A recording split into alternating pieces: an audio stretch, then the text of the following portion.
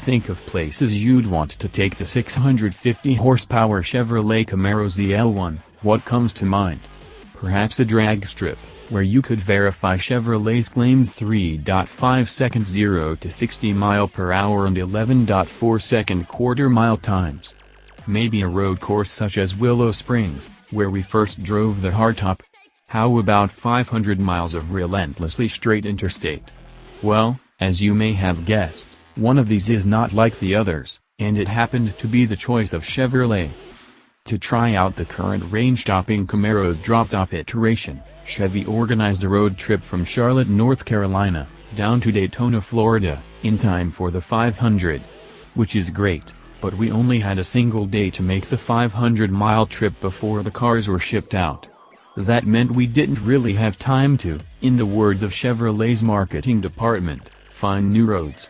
However, this relatively dull route did give us an opportunity to experience another aspect of the Camaro ZL1, what it's like to live within the real world. Before we get too deep into driving impressions, we should cover what's different between the coupe and the convertible. First and foremost is that, unsurprisingly, the convertible weighs more.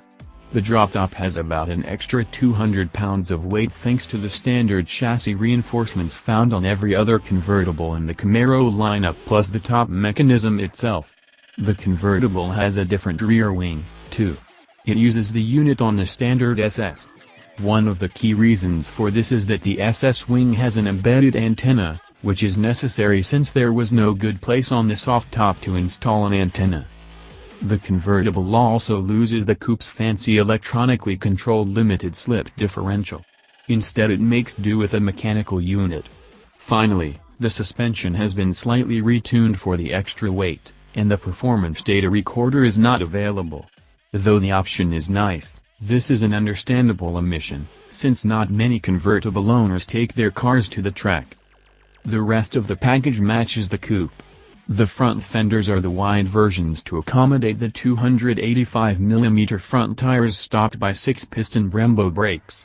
The back has 305s and 4-piston calipers. And most important, the same 650 horsepower, 650 pound-foot supercharged LT4 V8 is under the hood. Put simply, that engine is a hoot and two halves. It's ready at any moment to belt you up on ramps and across intersections as fast as you dare. The noise it makes is excellent, too, and it's not entirely uncivilized.